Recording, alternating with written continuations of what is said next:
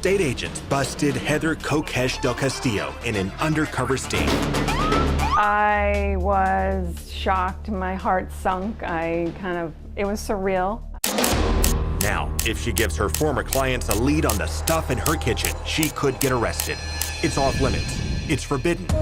It's roasted garlic cottage pie. You were the subject of a sting operation. I was. From the diet police. Yes. Under state law, a health coach like Heather cannot recommend cottage pie or anything in it without a proper state license. 2 tablespoons salted butter. No, can't say butter. Oh. 1 yellow onion. No onion, nope, can't say that. 4 cloves garlic. No. A teaspoon of fine sea salt. Well, you know in Florida you can go to jail for this stuff. And Heather found out the hard way. It would be a $1,000 fine per offense and up to a year in jail per offense. It all started in California. Heather took an interest in fresh food. This is working really well for me. I would like to share this with other people. So she combined her master's in education with a year-long certification program in New York for holistic health coaching, and business as a health coach took off.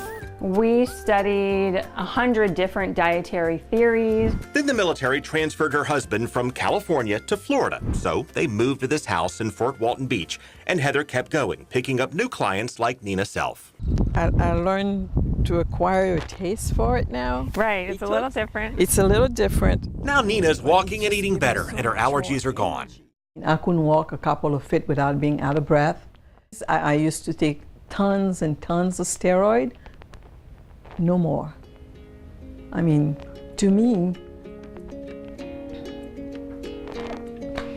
she helped give me a better life.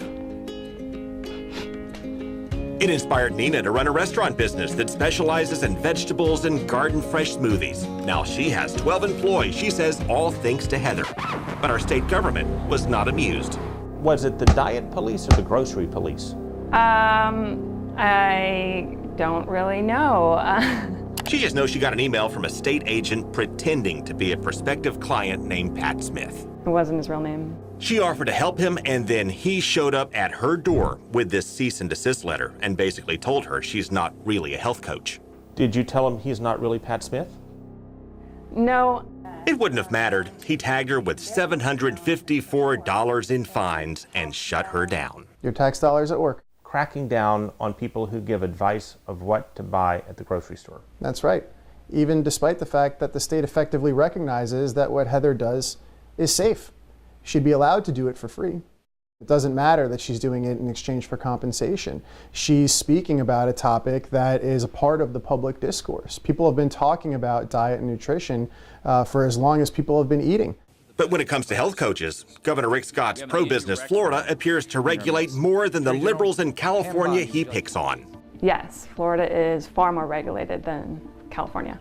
She could promote healthy living for free or get paid to do it in TV or books, but to get paid to do it in person, she would need a bachelor's degree in health plus 900 hours of supervised practice plus exams, fees, and license.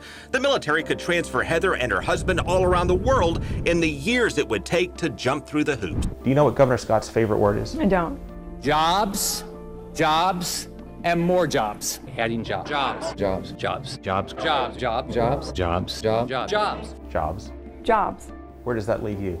Jobless. We don't know if the governor, who prides himself on deregulating, knows what's happening within his own bureaucracy. We reached out to his press office and have not been able to get through directly to him. Meanwhile, the regulators could say they need to license people like Heather to make sure they know what they're doing. What if I become a health coach and advise my clients to eat nothing but jelly donuts and pudding? Then you would be a very lousy health coach. But you shouldn't be a criminal. And speaking of jelly donuts, the governor promoted donuts to taxpayers, his paid clients, and the diet police never blinked, and he's passed off more than jelly donuts. Funnel cake fries. I'll take them. All right. The governor and his Secretary of Health did not accept our interview request, but House Speaker Richard Corcoran did. It's absolute pure insanity. It's indefensible. Corcoran said the legislature will try to take down the regulations that took down Heather's business next year. And it has to be fixed, and I apologize to that young lady and her husband who serves our country. Meanwhile, Heather is suing the state, she says, for taking her right to free speech, and her case could shake up the rules and much of the state's health industry. If you go to jail for this, you're not going to give up. You're still going to help your fellow inmates. I'm not going to go to jail for this because I've ceased and desisted. And her clients like Nina say that's the part that should be a crime. What's the matter with them?